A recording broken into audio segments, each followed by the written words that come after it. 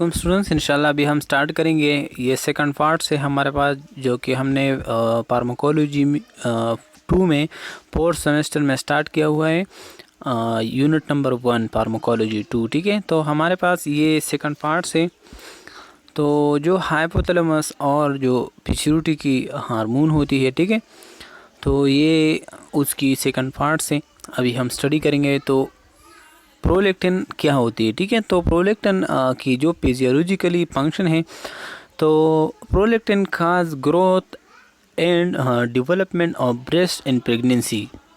तो ये प्रोलैक्टिन हमारे पास एक हार्मोन होती है, ठीक है, और ये प्रोड्यूस होती है एंटीरियर पिट्यूटरी से, ठीक है, और फिर ये ऐड करते हैं किस चीज़ पे, ब्रेस्ट की डेवलपमेंट और उसी तरीके से ग्रोथ की, ठीक है, और किस टाइम, जो प्रेगनेंसी के टाइम, ठीक है। फिर क्या है सेकंड नंबर पे, फिजियोलॉजिकली एक जो फंक्शन वो किसी तरीके से रेगुलेट करते हैं, तो promote proliferation of ductal as well as एक्स जो एसिनर सेल्स होती है in the breast and induce synthesis of milk protein and lactose. ठीक है, देखिए हमारे पास ये प्रोलैक्टिन उस डक के जो डक पे मतलब जो मिल्क होती है वो आती है, और जो एसिनर सेल्स होती है ब्रेस्ट में, ठीक है, तो उस एसिनर सेल्स में क्या जो मिल्क होती है वो अक्मुलेट हो जाती, जमा हो जाती, ठीक है, और फिर ये प्रोलैक्टिन क्या करते, और भी जब प्रोलैक्टिन बढ़ेगा तो मिल्क भी ज़्यादा सिक्रीशन होगा, ठीक है। तो क्या है कि आफ्टर पार्टुरेशन, ठीक है, मतलब प्रोलैक्टिन इंड्यूस मिल्क सिक्रीशन, तो जब पार्टुरेशन हो जाते हैं, मीन जब वो बेबी डिलीवर करा देते हैं ना, तो फिर इसके बाद जो है प्रोलैक्टिन और ज़्यादा बढ़ जाती है, और उस बढ़ने की वजह से फिर वो मिल्क सिक्रीशन स्टार्ट करते हैं, और थ्रू द ऑक्सीटोसिन जो है वो मिल्क जो है बाहर बेबी को क्या कर लेते हैं, एजेक्ट करा लेते हैं, ठीक है। तो ऑक्सीटोसिन के थ्रू जो है वो बाहर निकलते हैं ब्रेस्ट से, और जो हार्मोन है प्रोडक्शन वो किसका काम है, वो प्रोलैक्टिन का काम है। फिर है कि रेगुलेशन ऑफ सिक्रीशन, तो को किसी तरीके से ये रेगुलेट होती है। तो देखिए prolactin is under predominant inhibitory control of hypothalamus through जो prolactin releasing and inhibiting hormone होती है, ठीक है। तो हाइपोथैलेमस से ये सिग्नल आते हैं कि जो प्रोलैक्टिन रिलीजिंग हार्मोन है, अगर सिक्रीशन की ज़रूरत होती है तो आते हैं हाइपोथैलेमस से कि कौन सा, जो प्रोलैक्टिन रिलीजिंग हार्मोन, ठीक है, और अगर इनहिबिशन की ज़रूरत है तो प्रोलैक्टिन इनहिबिटिंग हार्मोन PIH या PRH, ठीक है। तो इसी वजह से जो है AS के अंडर काम करते हैं, मतलब, ठीक है, पिट्यूटरी किसके अंडर के में काम करते हैं, हाइपोथैलेमस से, ठीक है। तो हाइपोथैलेमस से फिर क्या होती है कि डोपामिनर्जिक एगोनिस्ट जो होती है, बट प्रोलैक्टिन एंटागोनिस्ट। तो ये दो थ्योरी है, ठीक है।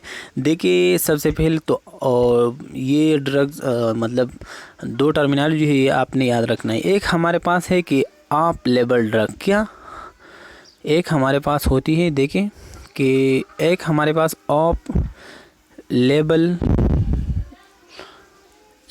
ड्रग्स होती है। तो ऑफ लेबल ड्रग्स वो ड्रग्स होती है जो कि FDA जो हमारे पास फूड ड्रग्स एडमिनिस्ट्रेशन जो अथॉरिटी है ना, उससे जब एक ड्रग्स अप्रूव हो जाती है तो उस ड्रग को हम क्या कहेंगे, ऑफ लेबल ड्रग। तो ऑफ लेबल ड्रग्स में जो है, और ये तो एक तो समझ आ गया ना कि ऑफ लेबल ड्रग्स कौन से ड्रग्स होती हैं, ये आप समझ आया। दूसरी हम बात करते हैं कि जो अल्टरनेटिव ड्रग्स है, क्या अल्टरनेटिव्स क्या है कि अल्टरनेटिव ड्रग्स, तो ये बहुत ज़्यादा यूज़ होती है, आपने याद रखना है कि ऑफ लेवल ड्रग्स क्या होती है और अल्टरनेटिव ड्रग्स क्या होती है।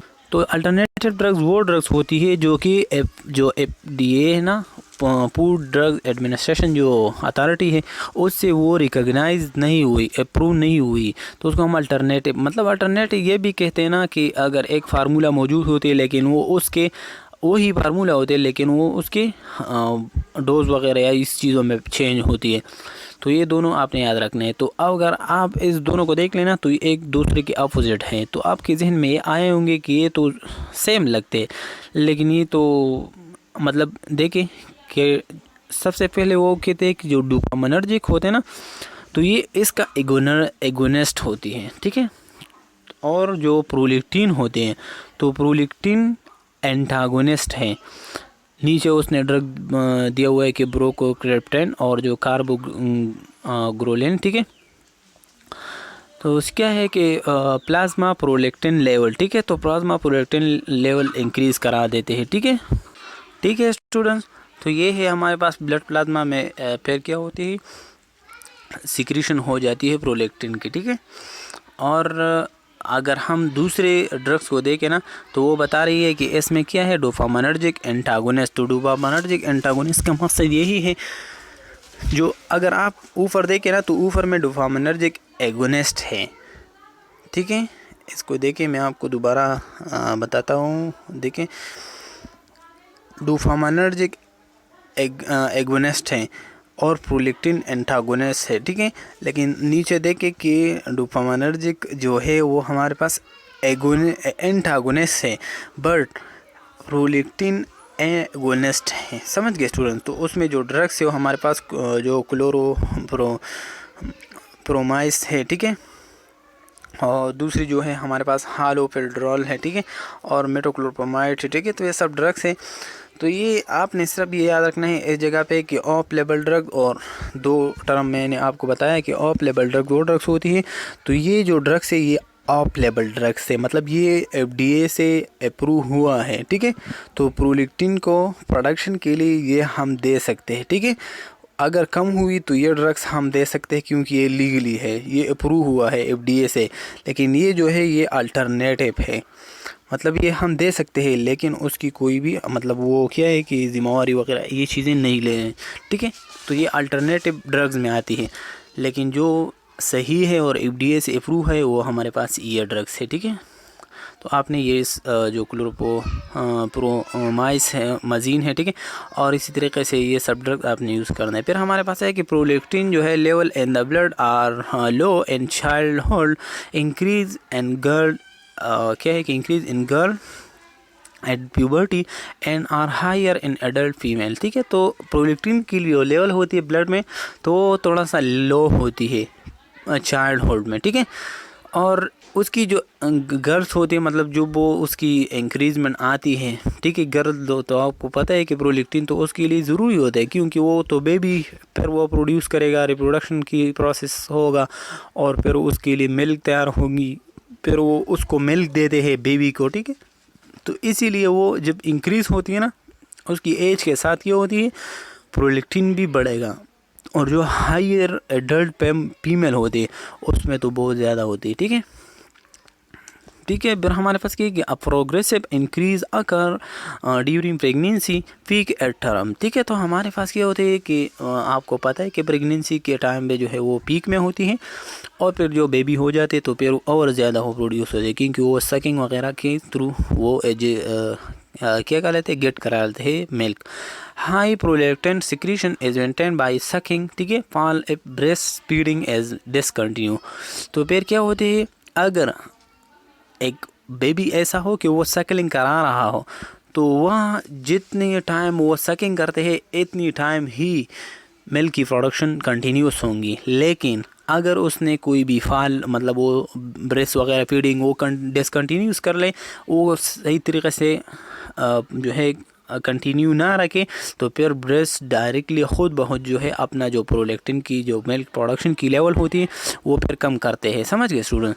फिर यह है कि हाइपर प्रोटोलीमिया, ठीक है, या इसी तरीके से तो हमारे पास तो हाइपर प्रोलैक्टिनीमिया वो होती है जब भी एमिया आ जाते हैं आखिर में, तो वो ब्लड की बात हो रही है, ठीक है। तो जब ब्लड में प्रोलैक्टिन की लेवल ज़्यादा हो जाती है तो it is responsible for the galactorrhoea amenorrhoea infertility syndrome in women, ठीक है। तो जब प्रोलैक्टिन की लेवल ब्लड में ज़्यादा हो जाती है तो उसकी वजह से चांसेस हो सकती है कि उसको स्टूल में पेट्स वगैरह आ जाए, या इसी तरीके से जो मेंसेस हैं मेंसेस ख़राब हो सकती है, ठीक है, मतलब उसको मेंसेस वगैरह बंद हो सकती है या इनफर्टिलिटी सिंड्रोम आ जाती है वुमेन में, ठीक है। अगर एक वुमेन की ज़्यादा प्रोलैक्टिन लेवल होती है किस चीज़ में, ब्लड में।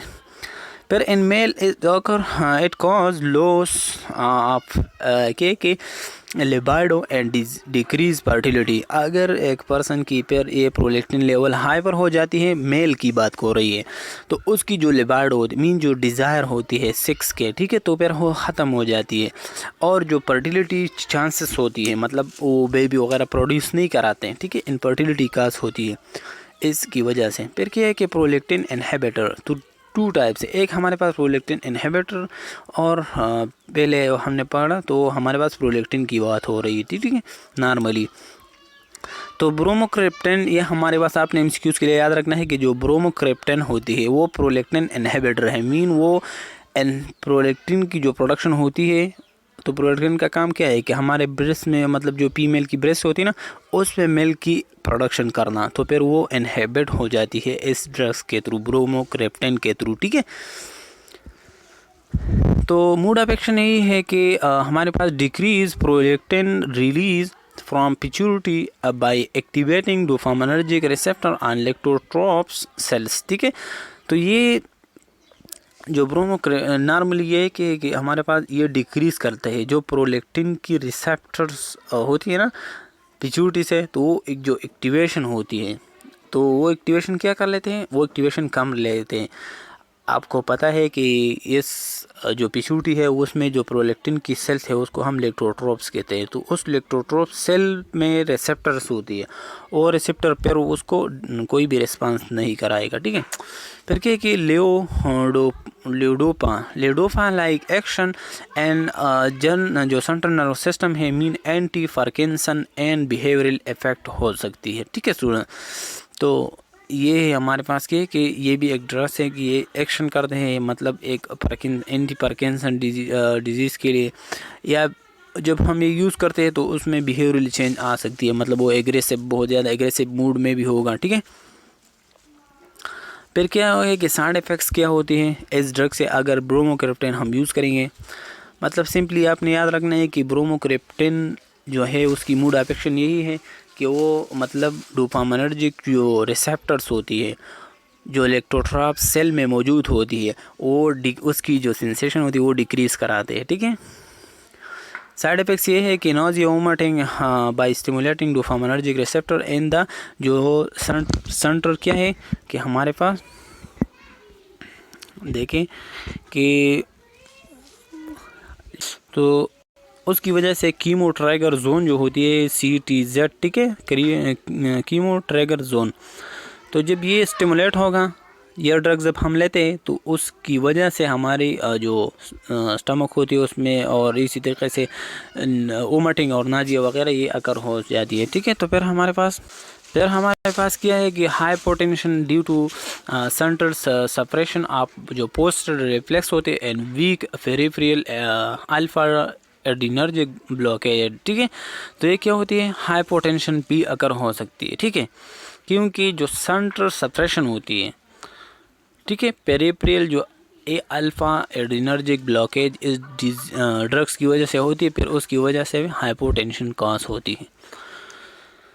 फिर क्या है कि डिक्रीज गैस्ट्रोइंटेस्टाइनल मोटिलिटी, तो जो जब ये ब्रोमोक्रिप्टन यूज़ करेंगे ना तो उसकी वजह से मोटिलिटी क्या कि डिक्रीज़ होता है। जब मोटिलिटी डिक्रीज़ होंगे तो फिर तो कॉन्स्टिपेशन होगा ना। फिर के यूजेस क्या है ब्रोमोक्रिप्टन के, तो हाइपरप्रोलेक्टिनीमिया ड्यू टू क्या है कि माइक्रोप्रोलेक्टिनीमिया causing galacturia, amenorrhea and infertility in women, gynecomastia, impotence and sterility in men, ठीक है। तो ये अगर एक पर्सन ऐसा हो कि उसकी क्या हो कि एक फीमेल है उसकी ब्लड में बहुत ज़्यादा प्रोलैक्टिन लेवल है, तो ये ब्रोमोक्रिप्टन हम दे देते हैं ताकि उसकी जो प्रोलैक्टिन की प्रोडक्शन होती है वो कम हो जाती है, ठीक है, जब हम ये ब्रोमोक्रिप्टन ड्रग दे देते हैं, ठीक है। तो उसकी वजह से जब ये प्रोलैक्टिन कम होंगे ब्लड में तो ये एमेन्यूरिया, गैलेक्टोरिया, जो इनफर्टिलिटी जितने भी कॉम्प्लिकेशन हैं वो ख़त्म हो जाती है, जो स्टेरिलिटी, ठीक है, तो ये फिर ख़त्म हो जाती है वुमेन में, ठीक है। फिर हमारे पास पार्किंसन जो पार्किंसनिज्म, ठीक है, तो ये भी एक क्या है कि डिजीज़ है कि bromocriptine is used to suppress lactation and breast and के एनोरजिमेंट, ठीक है, engorgement after delivery like in birth in still birth and following abortion.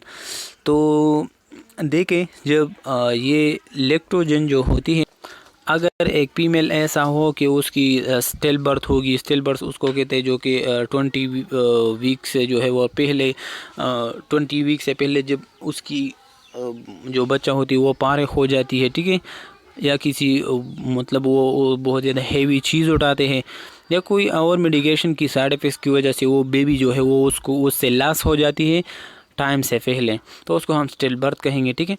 और या एबॉर्शन हो जाती है, मतलब वो जो बेबी उसकी पीठ पर था वो एबॉर्शन 20 वीक से पहले जब एक बेबी रिमूव हो जाए, नॉर्मली वो 40 वीक्स लेते हैं ना, तो 20 वीक्स से पहले जब एक बेबी रिमूव हो उसको हम एबॉर्शन कहेंगे।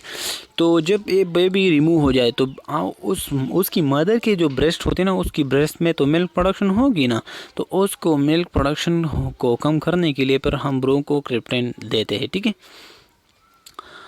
फिर क्या है कि ड्रग जो है वो हमारे पास केबरगुलिन है, ठीक है। तो केबरगुलिन जो है एक ड्रग है कि it is a never D2 agonist, more potent, more D2 selective and longer action. तो D2 ये भी हमारे पास एक डोपामिनर्जिक रिसेप्टर्स पे काम करते हैं और डोपामिन जो है प्रोलेक्टिन की लेवल को कम करते हैं, ठीक है। तो ये जो कार्बरगुलिन जो हमारे पास ड्रग्स है ये हम यूज़ करते हैं ताकि जो डोपामिनर्जिक न्यूरॉन है वो क्या स्टॉप कर ले, ताकि प्रोलेक्टिन की प्रोडक्शन ना करवाए। Lower incidence of nausea and vomiting, ठीक है, तो कम मतलब उसकी ये चांसेस होती है कि आपको वोमिटिंग या नाजिया वगैरह हो जाए। It is prefer for a treatment of hyperprolactinaemia and acromegaly, ठीक है। तो एक्रोमेगेली भी ग्रोथ हार्मोन की ज़्यादा प्रोडक्शन की वजह से जब एडल्ट एज में कोई भी मतलब ग्रोथ हार्मोन ज़्यादा सिक्रीट हो जाए तो उसको को भी कम करने के लिए, या प्रोलेक्टिन की भी जब ज़्यादा हो जाती है अमाउंट ब्लड में तो उसको कम करने के लिए कार्बरगुलिन जो ड्रग्स है वो हम लेते हैं। फिर हमारे पास hormone of the posterior pituitary vasopressin and oxytocin की अगर हम बात कर लेना तो उसमें जो ये कहते हैं कि not regulated by releasing hormone. तो आपको पता है जो हाइपोथैलेमस है, तो हाइपोथैलेमस से इसमें कोई भी जो है वो स्टिमुलेशन नहीं हो रहा क्योंकि ये रिलीजिंग हार्मोन पे डिपेंडेंट नहीं है। पहले मैं आपको बताता हूँ कि जो इंटीरियर पिट्यूटरी की जो हाइपोथैलेमस से कनेक्शन है वो थ्रू वेस्कुलर सिस्टम था, ब्लड वेसल की था, ठीक है। लेकिन जो पोस्टीरियर पिट्यूटरी का जो कनेक्शन है हाइपोथैलेमस के साथ वो हमारे पास नर्वस सिस्टम पे न्यूरॉन के थ्रू जो है वो कनेक्शन है। तो इसी वजह से वो बता रही है कि हमारे पास जो रिलीजिंग हार्मोन होती है उसकी वजह से वो रेगुलेट नहीं होती। They are synthesise in hypothalamus transported, ठीक है, to the posterior pituitary and release in response to specific जो physiologic signal होते हैं ना, सच है हाई प्लाज्मा ऑस्मोलिटी आर फार्टुरेशन, ठीक है। तो ये है कि ठीक है, तो जब कोई भी फिजियोलॉजिकली चेंज हमारे बॉडी में आते हैं, फॉर एग्जांपल उसकी जो ब्लड प्लाज्मा है उसमें जो कंटेंट होती है, अमाउंट होती है, सल्यूट होते हैं ना, जब सल्यूट की मकदार क्या होती है हाई हो जाती है तो डायरेक्टली हमारे बॉडी में जो है जो पोस्टीरियर पिट्यूटरी की जो वेसोप्रेसिन है वो सप्रेस हो जाती है। फॉर एग्जांपल ये है कि एडीएच नॉर्मली वाटर की रिटेंशन कराते हैं किडनी में, तो एडीएच पर वो सप्रेस हो जाती है ताकि ज़्यादा से ज़्यादा वाटर वगैरह ये चीज़ें मतलब ना किया जाए, ठीक है। और फिर इसी तरीके से जो ऑक्सीटोसिन है ये भी पार्टुरेशन में हेल्प देते हैं, ठीक है। फिर क्या है कि ऑक्सीटोसिन, तो ऑक्सीटोसिन की अगर हम बात कर ले तो यूजेस हम कौन कौन से जगह में करेंगे, तो यूज़ इन ऑब्स्ट्रक्टेड, ठीक है, Abstract is to stimulate uterine contraction to induce or reinforce labor। तो लेबर मीन जो बेबी को डिलीवर होने के टाइम पे जो है ये मसल की कंट्रैक्शन करते हैं। तो अगर नॉर्मल ऑक्सीटोसिन एक बेबी एक मदर की कम हो प्रोडक्शन होती है ना नॉर्मली जो नेचुरल है, तो फिर हम बाहर की जो है वो ले सकते हैं, लेकिन ये किस काम के लिए कि जो यूट्रस होती है उसको कंट्रैक्ट करा ले, ठीक है। तो ऑक्सीटोसिन काज मिल्क एजेक्शन। दूसरी जो फंक्शन है, एक फंक्शन बेबी की डिलीवरी में है और दूसरी फंक्शन है कि oxytocin cause milk ejection by contracting the myoepithelium cells around the mammary alveoli. ठीक है, तो मुख्तलिफ़ किस्म के जो है वो एसिनल और अल्वेओलाई सेल्स होती है ब्रेस्ट में जो कि मिल्क की स्टोरेज करते हैं। तो ये मायो एपिथेलियम टिश्यू होती है ब्रेस्ट में। ठीक है, तो उसको मसल होती है, उसको कंट्रैक्ट करा लेते हैं। जब ये कंट्रैक्ट हो जाती है तो मिल्क डायरेक्टली जो है बाहर आ जाती है। तो एडवर्स इफेक्ट ऑक्सीटोसिन का क्या है कि toxicities are uncommon when use properly. अगर एक ऐसा हो फीमेल कि वो अच्छी तरीके से प्रॉपर उसकी मैनेजमेंट को फॉलो करते हैं तो फिर उसको कोई भी जो है वो टॉक्सिसिटी वगैरह काज नहीं होंगे। ठीक है, तो हाइपरटेंशन, यूट्राइन रप्चर, जो वाटर रिटेंशन एंड जो fetal death have been reported. तो अगर उसने प्रॉपरली यूज़ नहीं की तो फिर उसको ये जो है वो क्या आ सकती है, मतलब जो उसकी टॉक्सिसिटीज़ होती है वो अनकॉमन होती है। लेकिन व्हेन अगर आप प्रॉपरली यूज़ ना करें तो ये मसले हो सकते हैं। ठीक है, हाइपरटेंशन, रप्चर हो सकती है यूट्रस। ठीक है, मुख्तलिफ़ किस्म के, या बेबी डेथ हो सकती है अगर ज़्यादा ऑक्सीटोसिन यूज़ करा ले। ठीक है, तो जो भी ड्रग्स आपने यूज़ करना है तो डॉक्टर की हिदायत के मुताबिक। कंट्राइंडिकेशन क्या है कि हम नहीं दे सकते। तो कंट्राइंडिकेशन इन एबनॉर्मल जो फेटल प्रेजेंटेशन होती है। ठीक है, तो फेटल डिस्ट्रेस और प्रीमेच्योर बर्थ हो जाती है उसकी वजह से। तो कंट्राइंडिकेशन ये एबनॉर्मल फेटल प्रेजेंटेशन कराते हैं। अगर आपने टाइम पूरी नहीं हुई है, 9th मंथ और 10 डेज़ नहीं हुई है एक फीमेल के प्रेगनेंसी के, और अगर आपने जो है या आपकी बॉडी में जो है एक फीमेल की बॉडी में ये ऑक्सीटोसिन ज़्यादा बन रहा है, तो ज़्यादा जब बन रही होती है तो वो प्रीमेच्योर बेबी को डिलीवर करा लेती है। ठीक है, समझ गए स्टूडेंट। तर दूसरी की ड्रग्स की बात करें तो हमारे पास वेसोप्रेसिन हो गया। तो वेसोप्रेसिन हमारे पास, उसको हम एंटी डायरेटिक हार्मोन भी कहते हैं। ठीक है, एडीएच। तो vasopressin has both antidiuretic and vasopressor जो इफेक्ट होती है। ठीक है, तो in the kidney it bind to V2 receptor to increase water permeability to and reabsorb in the collecting जो डक्स होते हैं। तो कलेक्टिंग डक और जो प्रॉक्सिमल कन्वोल्यूटेड ट्यूब्यूल होती है, डिस्टल कन्वोल्यूटेड ट्यूब्यूल होती है, उसमें ये एक करा के वाटर को रीएब्जॉर्ब कराते हैं बॉडी में। ठीक है, तो ये इस रिसेप्टर के साथ जो है वो बाइंड होती है। V2 रिसेप्टर है हमारी किडनी में और वाटर जो है वो रिटेंशन स्टार्ट हो जाती है।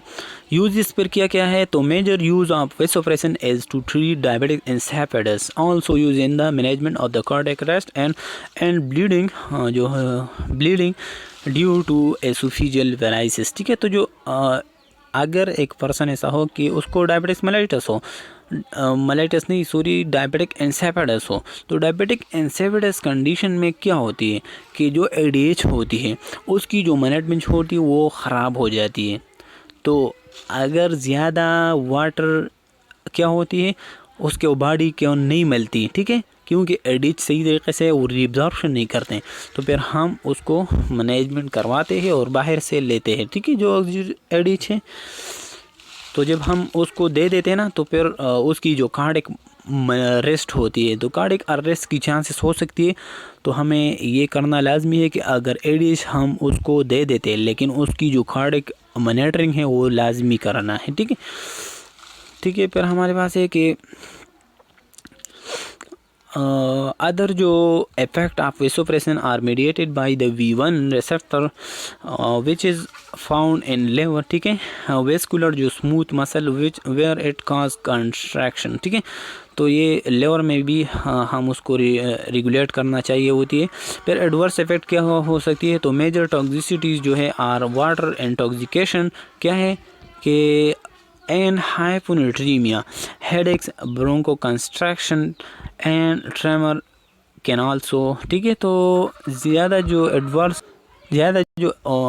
इफेक्ट मतलब आया है वो उसकी टॉक्सिसिटी, मतलब जो वाटर की टॉक्सिसिटी बॉडी में बन जाती है, क्योंकि जो जब वाटर ज़्यादा हो जाती है हमारे बॉडी में तो उसकी वजह से जो है फिर क्या हो फिर उसकी वजह से हमारे बॉडी में जो सोडियम की लेवल होती है वो कम हो जाती है, क्योंकि जो ADH हार्मोन है ये सिर्फ और सिर्फ वाटर की रिटेंशन करता है, वो सोडियम की रिटेंशन नहीं करता है। जब वाटर उससे ज़्यादा से ज़्यादा रिटेन हो गया तो फिर जितने भी सोडियम होगी वो तो एक्सक्रीट होगा ना, तो सोडियम की कमी भी आ सकती है। जब सोडियम की कमी आ जाती है तो फिर इंसान को जो है हेडेक्स वगैरह या उसकी जो ब्रांक होती है ना, मतलब ब्रांक्यूल होती है उसकी कंट्रैक्शन होती है, या हाथों में जो है वो ट्रेमर आ जाती है, वाइब्रेशन वगैरह। तो उसके लिए जो ड्रग फिर हम यूज़ करते हैं ना, तो इस ADH के लिए डेस्मोप्रोसेन जो है, ठीक है, तो एक पर्सन अगर डायबिटिक्स इंसिपिडस हो तो ये ड्रग आपने यूज़ करना है। एन एनालॉग आप वेसोप्रेसेंस, ठीक है, तो ये वेसोप्रेसेंस के एनालॉग से MCQs के लिए याद रखिए कि minimal activity at the B1 receptor making it largely free of pressure effect, ठीक है, तो ये जो है अच्छी तरीके से इफ़ेक्ट करता है, ठीक है, मतलब वो इसी तरीके से जो वेसोप्रेसन की इफ़ेक्ट था उसी तरीके से ही इफ़ेक्ट करते हैं, ठीक है। पर लॉन्गर एक्टिंग देन वेसोप्रेसन, तो ये बहुत ज़्यादा लॉन्ग इफेक्ट करते हैं वेसोप्रेसन से भी ज़्यादा। Preferred for the treatment of diabetic insipidus and nocturnal जो एन्यूरेसिस होते हैं, मतलब जब एक पर्सन रात के वक्त जो है वो बार बार कोई भी क्या होती है पेशाब वगैरह, उसको यूरिनेशन वगैरह उसको आते हैं ना, तो इसके लिए भी हम ये रिकमेंडेड करते हैं। और अगर पर्सन डायबिटिक इंसिपिडेंस हो, मीन उसकी जो ADH की लेवल हो वो कम हो, तो फिर हम ये देते हैं ताकि ज़्यादा से ज़्यादा वाटर उसके बॉडी में रिटेन हो जाए। एडमिनिस्टर इंट्रानेसली और ओरली, तो इंट्रानेसली और ओरली ये दोनों भी हम देते हैं, ठीक है।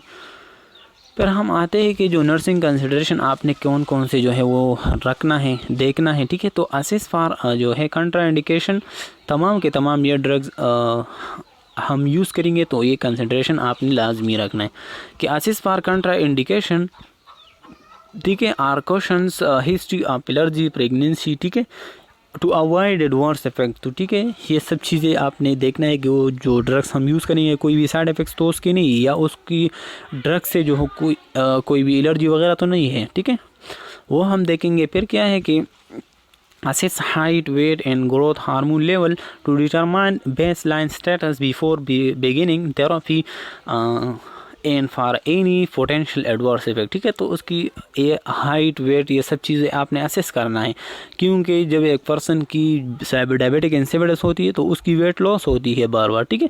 तो आपने जब थेरेपी आप स्टार्ट करे हैं तो उस स्टार्ट करने से पहले आपने उसकी वेट को चेक करना है, फिर जब वो ड्रग आप यूज़ करते हैं तो फिर इसके बाद भी आपने उसको हाइट और वेट चेक करना है, ठीक है, और ग्रोथ हार्मोन की लेवल को भी चेक करना है। Monitor patient response to therapy, return of growth hormone level to normal growth and development. तो जब ये हम ड्रग्स यूज़ करते हैं तो उसकी वजह से फिर बाद में आपने इस थेरेपी के जो है वो बाद में देखना है कि ग्रोथ हार्मोन की लेवल, ठीक है, कैसे है उसकी डेवलपमेंट वगैरह, ठीक है। फिर आपने मॉनिटर फॉर एडवर्स इफेक्ट, तो एडवर्स इफेक्ट जो होती है वो भी चेक करना है, मॉनिटर करना है। तो monitor patient complain to drug therapy, अगर एक पेशेंट ड्रग से कंप्लेन करते हैं, ठीक है, कंप्लेंस हो रहा है, तो फिर आपने जो है उसको भी मॉनिटर करना है। Evaluate patient understanding on drugs therapy by asking patient to name the drug indication and adverse effect to watch for.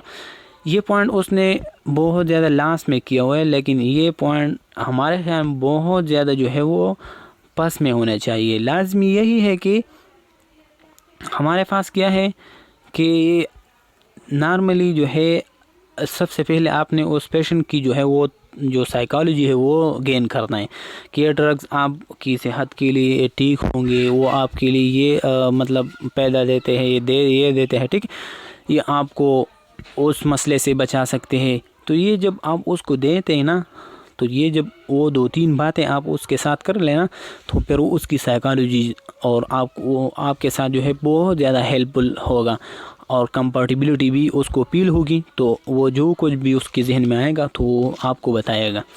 तो सबसे पहले प्रायोरिटी आपने जो है जब ड्रग्स एडमिनिस्ट्रेशन वगैरह या कोई भी पेशेंट के पास जाते हैं ना, तो सबसे पहले उसकी जो अटेंशन होती है उसको गेन करना ये आपका काम है, ठीक है। तो ये आपने ज़रूर करना है, ठीक है। तो अगर ये हमारे पास लास्ट पार्ट्स है और फर्स्ट यूनिट अल्हम्दुलिल्लाह हमने कवर की और अपलोड हुआ है। अगर आप लोगों ने नहीं देखा हुआ तो लाजिम देखिए, ठीक है, ताकि क्या हो जाए, जो टर्मिनोलॉजी है, जो कंसेप्ट है वो गेन हो जाए, ठीक है। तो खुदा हाफिज़, अपना ख्याल रखिए स्टूडेंट्स।